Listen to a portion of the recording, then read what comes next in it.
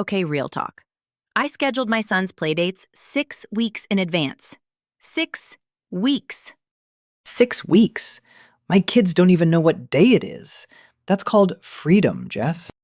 That's called neglect, Marcus. She just said neglect. This woman just called fresh air and unstructured time neglect. I said no such thing. I said your kids don't know what day it is. Neither does my dog, and she's the happiest creature alive. Welcome to Raising Them Right. Or are we? I'm Jessica Moore. And I'm Marcus Davis. And apparently, my parenting style is comparable to how I treat my golden retriever. I didn't say that. You implied it. All right, let's start with the topic that every parent is either lying about or losing sleep over. Screens. How much is too much? Okay, I'll go first. My kids get about 2 hours of screen time on school days. Weekends, look, I'm not gonna lie. It's more like however long it takes for me to finish my coffee and read the sports section. Marcus. That's 45 minutes tops. That's not bad. My kids get 45 minutes total per day, and it has to be earned. Earned? How do they earn it? Homework done, chores done, 30 minutes of reading. Then, and only then, do they get screen time. That sounds exhausting. For you and for them. Discipline isn't supposed to be comfortable, Marcus. Okay, but here's my thing. Here's my genuine pushback. We are raising kids in a world where screens are the world. My 13-year-old is going to go out there and deal with social media, with AI, with all of it. If I lock him in a box until he's 18 and then throw him to the wolves, Nobody's saying lock them in a box. he's going to crash and burn. I'd rather he learn how to handle it now, with me in the house, when I can actually talk to him about what he's watching. Okay, that's actually not a terrible point. Write that down, folks. She said I made a not terrible point. Frame that. Don't push it. But my counter is this. The research is clear. Under age 12, excessive screen time affects attention span, sleep, and social development. The American Academy of Pediatrics didn't make those guidelines for fun. The American Academy of Pediatrics also probably didn't have a 9-year-old asking them why Minecraft matters. And I'll tell you, my son built a working replica of the Roman Colosseum in Minecraft last month. His history teacher almost cried. That's actually incredible. Thank you. I'll tell him. He'll be thrilled and then immediately go back to playing Minecraft for 4 hours. You're impossible. I'm consistent. There's a difference. Let's talk about something I think more parents need to be honest about. The pressure. Not just the pressure we put on our kids, the pressure we put on ourselves. Oh, we're going here. We're going here. Because I think, and I'll admit this about myself, I think a lot of what I do for my kids is actually about me. Like, my son is in piano, soccer, Mandarin lessons, and coding camp. And he's 9. Jess, I know. he's 9. I know, Marcus. Does he like any of those things? He likes soccer. He tolerates piano. He doesn't know enough Mandarin to have an opinion yet. And he cried the first day of coding camp. And yet, he went back the next day, and now he loves it. So sometimes the pushback is worth it. okay, sometimes. But I want to ask you something honestly. If your son came to you tomorrow and said, "Mom, I want to quit all of it and just play in the backyard," what would you say? I would say we need to honor our commitments. You finish the semester, and then we reassess. That's a very lawyer answer. I am a very lawyer person. Here's what I've learned, though.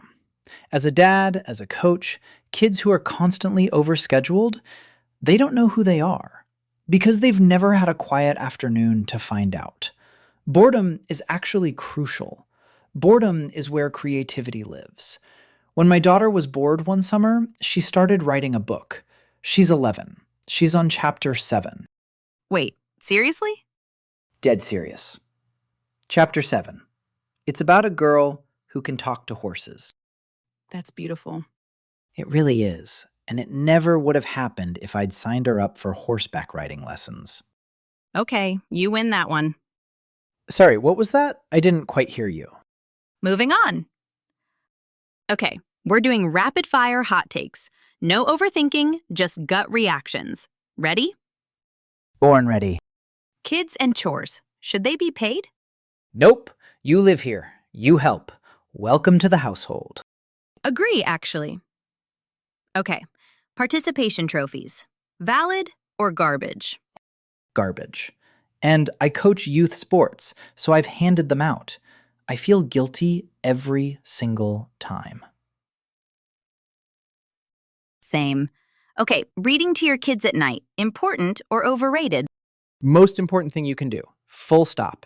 Every night, no excuses. Hard agree. Letting your kid fail on purpose so they learn a lesson. Essential. My son forgot his lunch 3 times. Third time, I didn't bring it. He borrowed a granola bar from a friend, and he has never once forgotten his lunch since. Cold, but effective. I respect it. Now this one's spicy. Helicopter parenting. Is it actually love or is it anxiety wearing a costume? I mean, you want to take that one? It's anxiety wearing a costume. And I say this as someone who owns that costume. I wear it constantly. I love them so much that the fear of anything going wrong just takes over sometimes. And that's real. That's honest. But here's the thing. Our kids can feel that fear. They absorb it. And then they become anxious too. I know that. My therapist tells me that every other Tuesday.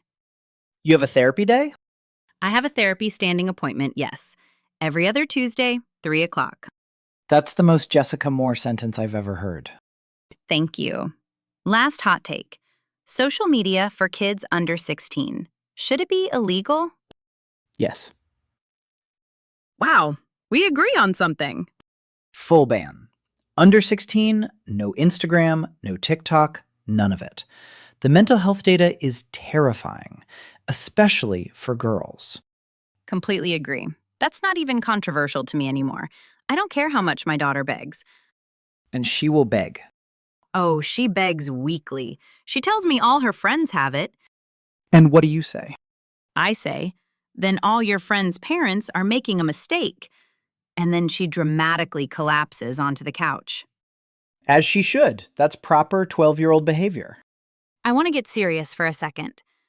There's something I don't think parents talk about enough, and it's guilt. The specific, crushing guilt of feeling like you're doing it wrong. Yeah, that's real. Like, I'm a working mom. And there are days, I won't lie, there are days where I miss things. I missed my son's first school play because I was in a deposition. He had 3 lines. He remembered all 3. I was not there. And I cried in my car in the parking garage afterward. That's hard, Jess. And the thing is, he doesn't even remember it the way I do. I asked him recently, "Do you remember when I missed your play?" And he said, "Which play?" Which play? Like it was nothing. And I've been carrying it for 2 years. Kids are so much more forgiving of us than we are of ourselves. They really are. I'll tell you my thing. After my divorce, I had my kids every other week. And during my off weeks, I wasn't good. I didn't know who I was without them in the house. I'd sit in their rooms. I know that sounds weird. It doesn't sound weird at all. And I kept thinking, am I failing them? Is this divorce going to break them? And I talked to this counselor who said something that stuck with me. She said, "Marcus, your kids don't need a perfect home. They need to see you try. They need to see you get knocked down and get back up, because that's what they're going to have to do." That's everything. That's everything. And I started showing up differently after that. Not perfectly, but intentionally. Like, even when it was hard, I made sure they knew I was choosing them. Actively choosing them. I think that's the thing, isn't it? It's not about never making mistakes. It's about making sure your kids feel chosen. Consistently chosen. every single day, even when they're being absolute nightmares. Especially when they're being absolute nightmares. My middle one went through this phase where he would only eat beige food. Only beige. Bread, pasta, plain chicken. For 8 months. 8 months? 8 months. I chose him every day of those 8 beige months. That might be the most noble thing I've ever heard. Okay, let's land this plane. If you could give one piece of advice to a brand new parent watching right now, someone who just brought their baby home and is absolutely terrified, what would you say? One piece. Okay. I'd say put the phone down. Not because of screen time, not because you should be more present in some Instagram caption way, but because the moment you're in right now, that tiny screaming creature who needs you, you're never going to get that moment back. And it goes faster than anyone warns you. Way faster. I blinked and my oldest is applying to high schools. I genuinely don't know how that happened. That hits different when you have teenagers. It hits like a truck. What about you? Mine is, give yourself permission to not know what you're doing. Because nobody does. Not the parents at the school pickup who look like they have it all together, not the pediatrician, not the parenting books, not me. We are all improvising. The sooner you accept that, the sooner you stop performing parenthood and start actually doing it. Performing parenthood. That's the phrase right there. Because so much of what we post, what we schedule, what we sign our kids up for, it's a performance.